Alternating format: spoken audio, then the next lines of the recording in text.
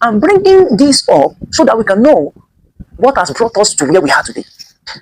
Destruction that is happening today, day after day. Since 2023, the word has been released. And today, you can see where we are. So this was the word that God told me before election, February 2023. God bless you, everyone watching me right now. You might be seeing me for the first time. Many of you might have seen it before. Okay, I am your brother, Evangelist Miracle. So God laid to my heart some days ago concerning the issues of insecurity and many more that is going on in our nation, Nigeria, today. So it has become a burden in my heart, and God reminded me far back to 2023. So before election time, around February, if you check this my post, you will confirm it, because I actually posted it on my page, on my Facebook page that time. 2023 February, yeah. So we actually prepared for election that period, and there were a lot of challenges here and there, and that year as well. So it was a burden in my heart. God, what is going on, and all of the rest. So, and God told me specifically that year, I could not forget, and that was why I posted this on my Facebook. And when coming to this year again, so all of this issue that has been happening, I've been asking God, what is the issue? And God reminded me, and I was saying, we have prayed as a church, we have prayed as a nation, as a family, we have prayed, as individual, we have prayed. Prayer is always going on.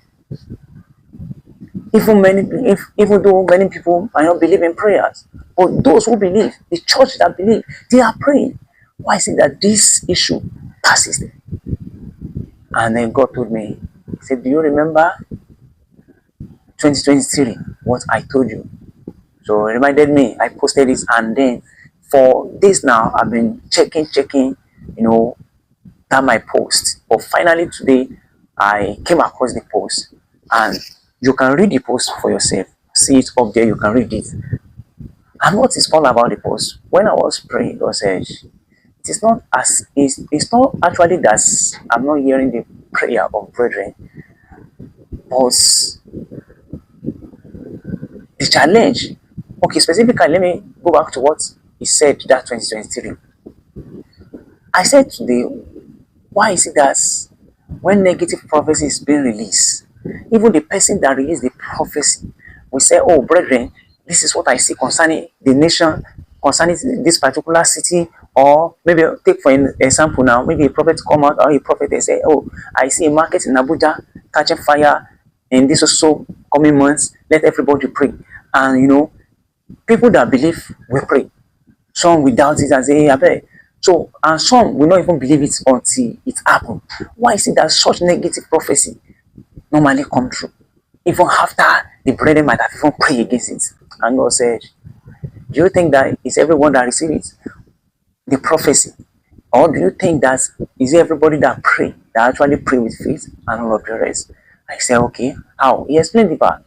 He said, the challenge is that, number one, when prophecy is being released, people doubt it, that this one, we cannot believe that it's truly from God. It's truly a prophet or a prophetess until we see that this prophecy come true. Are you seeing where the challenge is coming from now? So when negative prophecy is being released, people always wait for the fulfillment of that prophecy, even while they might have even prayed against it. Now, we God shame His servants.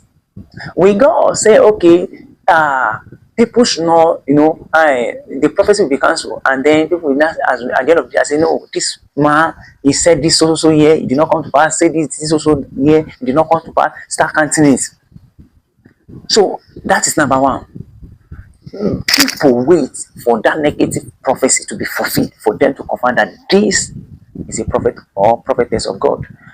And secondly, most prophets or prophetess as well, even though they might come out publicly and declare, this is what I see concerning this nation and all of that, and brethren, I want us to pray in order to cancel it. He said even behind the scene, most of them come behind and still pray and say, Father, see what people are saying concerning this. If it did not come to pass, they will say, I'm not from you and all of that. So instead of the person, the messenger or the prophet that released such a prophecy to even pray and cancel such prophecy, behind the scene, he or she is praying and say, Father, you must bring it to pass so that they can know that I'm truly sent by you. Are you seeing the challenge now? Believers, they don't believe. Their prophet is praying for it to come to pass, for the nations to accept him as a true man of God or true woman of God. So now, what is the essence of prophecy? When you check through the scripture, God refused to redeem, but today it's no longer redeeming. Such prophecy are now the tools the devil is now using to destroy the people of God. Why? Because of doubt and unbelief, and because of many people that came up with this prophecy as well. They are waiting for the people's approval, no longer God's approval. If I declare a thing as a person, maybe it's being negative, and then I say people should join me in prayer, let's pray and cancel it, and at the end of the day it did not come to pass. If you say, if the whole was say, oh, this person is not set from God, I will agree. Because what is the essence of we praying for such a prophecy not to come to pass? And at the end of the day, it did not come to pass. And you are not challenging me that it did not come to pass. And because of that, I'm not a prophet, or I'm not a pastor, or whatsoever, or I'm not called by God. It's left for you.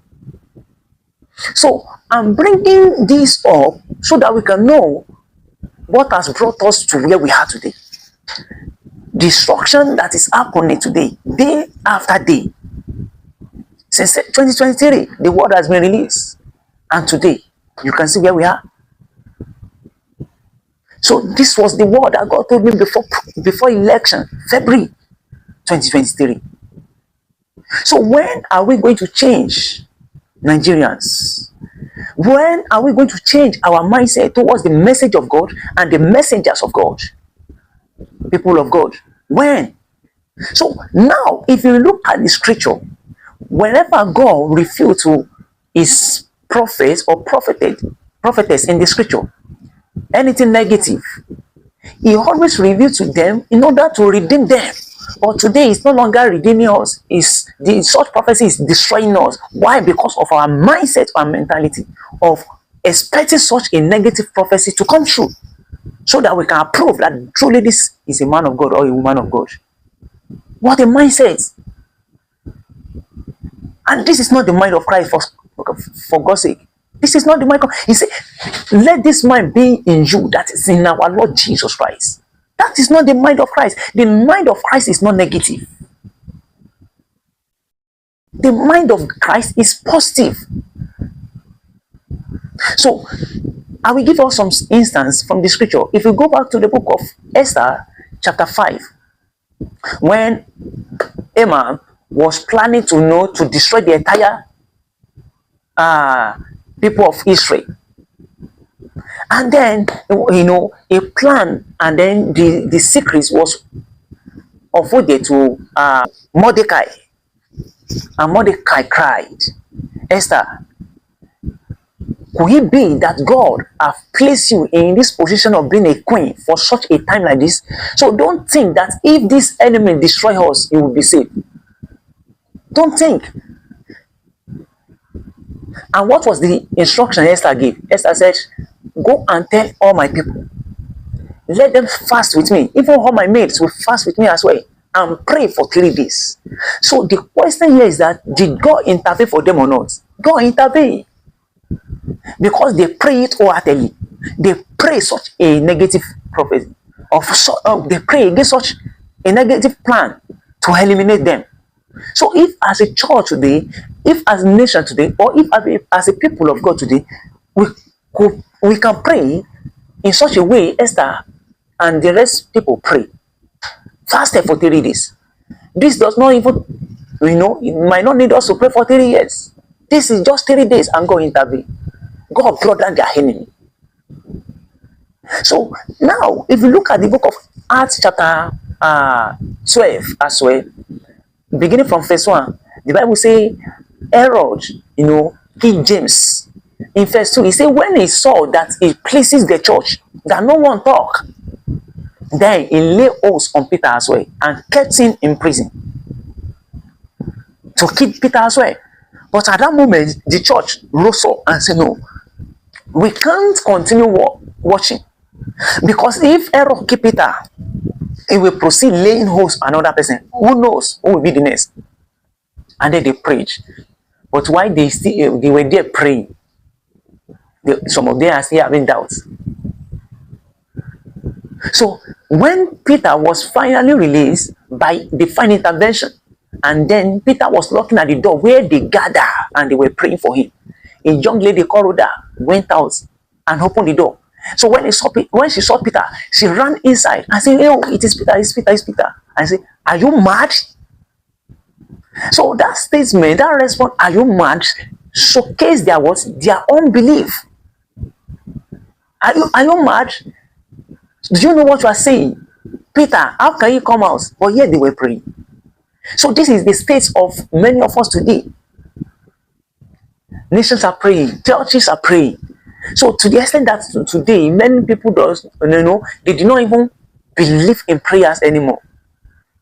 In social media, when you talk about prayer, they fire you back. Forget about that. What is prayer? What is this? What is that? Is prayer a weapon to fight against physical enemy? Prayer is to fight against spiritual enemy, not physical. But have you forgotten in 2 Chronicles chapter 20, when some nations, some kingdom, rose up against the Israelites, and Jehoshaphat, God spoke through him that appoint me singers, let my people appoint me singers, and let them be in the war front. You can imagine our strategy at times as human beings might not be God's strategy. Israel have soldiers now. Who's supposed to have been in the front? Are they not soldiers? Yeah, soldiers with gun, with weapon of war. But God said no. The weapon of our warfare is not carnal, but mighty. Now, God said, let singers be in the front and others should be at the back. You can imagine that. Soldiers at the back, singers with that weapon, but they carry weapon. The same weapon that many of us we have neutralized today and counted not to be anything. It was that same weapon that God valued and used for them. And what was that weapon? It was the weapon of praise. God said, appoint me singers, let them lead the battle and let them start praising me. He said, because this battle is not yours, it is mine. So the battle we are fighting today, it is of God, except we have come to the place where we can say, oh God, we have fought this battle for so long with our physical weapon, with our might, but this battle is no longer ours, it's yours, take over. As a nation, when we come to this point, whereby we can honor God and recognize Him, He will definitely intervene. He will take over the battle. He will take over that battle and we take over it. So I want to encourage us. That let's have a new mindset, a change mindset, a change of mindset. So whenever anybody release any negative prophecy, are you getting my points now? Let's not wait and say, oh, let's wait whether this prophecy will come to pass for us to approve it. You don't need to approve any man. So our own, whether the prophecy is fake or real, whether it's God that called the person or not, our own is to stand against it and pray. But today we are not standing against it. We are standing against the person that is releasing the prophecy. And then such a person as well will not be praying in his or her secret place and say, God, bring this prophecy to pass. So that at the end, they will go and screenshot the write-up, or they will go and bring back a video and say, you could see it has come to pass. No. So that is my message to God's people. And to our fathers or mothers of faith, God's servants, man of God, woman of God, out there. This is my advice as well, as God has laid it to my heart. Whenever God reveals to us any issue concerning this nation, or any family, any city, or any people, we don't need approval of men that we are sent from God.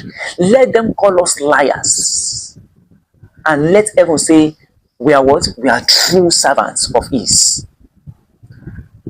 So, which one are we going to prefer? For heaven to approve us, or for people to approve us? So, please and please, everyone, let's not expect prophecy negative prophecy to come to pass. As we are praying, let's believe that God will nullify it. Let's believe that such prophecy will not come true.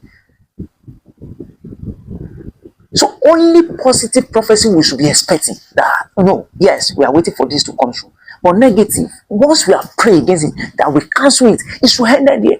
So if I release a prophecy and say, oh, in the year 2027, April, as so thing will happen, and then coming to 27 April, a certain time I gave, and nothing happened. And then, so will I be terrified or be threatened by anybody? No. I don't need the approval of men. I need only God's approval. And when it did not come to pass, it is my greatest joy. So it should be our greatest joy wherever God reveals anything negative concerning a people, a nation, to us.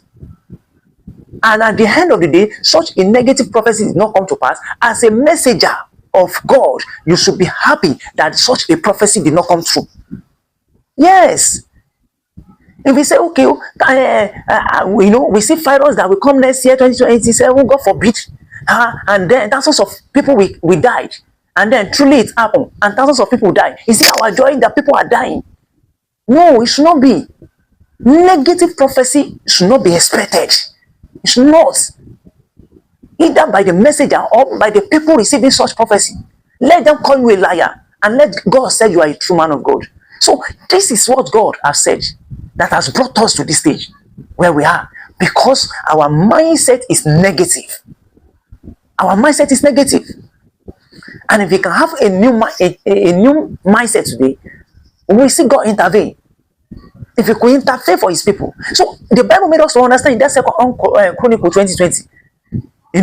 It say, believe in the Lord your God, so shall you be established. Believe His prophet, so shall you prosper. And reading downward, 21-22, the Bible says, as they began to sink, what happened? The enemy faced themselves and they were killing themselves.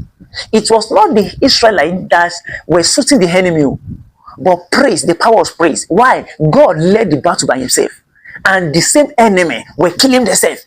The killer of God's people today can turn against themselves and destroy themselves when we believe that truly God can do it. When we believe that prayer can do it, when we believe that praises can do it, when we believe that the weapon, the spiritual weapon can work, and not the physical weapon we are crying day and night for. God can do it. He has done it before. If the scripture says God is the same yesterday, today, and forever, why? He can still do it today. He can still do it. He can still do it. I pray the Lord Almighty will help us in the name of Jesus. And the Bible made us to understand. He said, my people that are called by my name, humble themselves and come unto me. I will do what? I will heal their land. I will heal them from heaven and I will heal their land. God can still heal our land. If we can humble ourselves and come to Him, if we can look down on our physical weapon and look up to God, He will fight for us. Let's humble ourselves as a nation. Let's humble ourselves as a people. And let's do what? Honor and embrace God. And I see God helping us in the name of Jesus. So this is the message to everyone. And I believe that God will truly fight for us as a nation in the name of Jesus Christ. God bless you. I remain your brother once again, an evangelist, Samuel Miracle. God bless you.